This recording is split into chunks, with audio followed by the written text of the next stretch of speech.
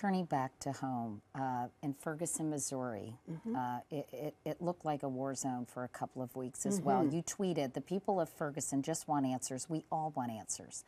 So what is the biggest question this situation has raised for you?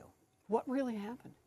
You know, there are competing stories about what happened. So the first thing that I want to know is what really happened here. We need to get all of the evidence out and know that there's a true and reliable and independent investigation. And then the second is, when people asked that first question, what really happened, how was it that the Ferguson police looked like a military force moving in on civilians? That's just fundamentally wrong. Something has gotten badly out of alignment when the police appear to cross the threshold to look like an occupying force. We need police who act like police, and that is when people are out there raising legitimate questions, asking appropriate questions when they are protesting. This is America. We have a chance to do that.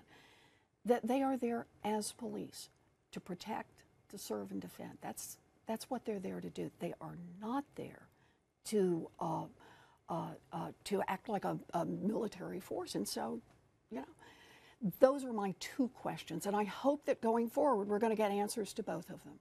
What actually happened that a young man was killed? And what kind of response should a police force have at that point? I think we're going to have a much broader conversation about that. Some real investigation into what happened and why it happened. And it raises this other question about how the police forces have been armed.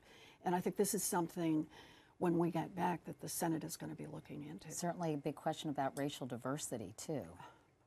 You know, that is a core part of what happened here. And it's why in the shooting that people ask, once again, what does it mean to be African American in America, to be unarmed, and to be in a circumstance where you end up shot on the streets? And as always, we want the details. We want to know exactly what happened, who was at fault. We need a full investigation of this.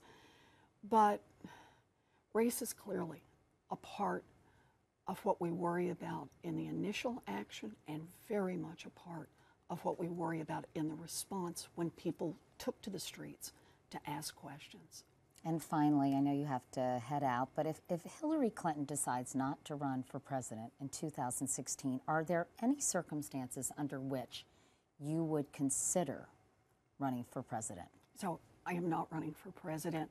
Let me say, though, on this, it is absolutely critical right now that we focus on the 2014 elections. There are so many issues on the table, right where we started this conversation. Minimum wage, equal pay for equal work, the interest rate, cutting the interest rate on student loans, shoot, a woman's access to birth control. These are issues that are in front of the United States Senate right now. We're going to be having votes. In fact, just next week, a week from today, we'll be having a vote on reducing the interest rate on student loans. And this is a hotly contested issue. Last time we had this vote, there were 42 Republicans who said it was more important to protect tax loopholes for billionaires than to cut the interest rate on student loans. Now, some of those Republicans, like Mitch McConnell, are up for re-election in 8 weeks. I think it is critically important that we stay focused right now on the issues that affect women, the issues that affect working families, the issues that affect how we're going to rebuild a middle class in America, and stay focused on those 2014 elections. Having so that's said that, where I'm staying. The president's approval ratings are very low. Are you concerned that Democrats will lose the Senate? Of course I'm concerned. I'm always concerned. Do you think they will? I'm out there fighting. Do you think they will lose the Senate? I think that the issues that are critical in this race, the fundamental question, Whose side do you stand on? Are you there for the millionaires and the billionaires and the Fortune 500 companies and the Wall Street banks? Or are you there for people who are trying to make a living, who are trying to get an education, who are trying to work and survive in a minimum wage job, who are trying to buy a home, who are trying to build a future, who are trying to retire? Whose side do you stand on? I think that is the fundamental question in every one of these Senate races. I'm going to be out there talking about it. I think our candidates are going to be talking about it. And at the end of the day, I think when you stand on the side of the American people, that democracy's on your side and the Democrats are going to hang on to the Senate. We'll have to wait and see about that. We Senator will. Elizabeth Warren, Senator, thank you very much for being here. We really appreciate your stopping by.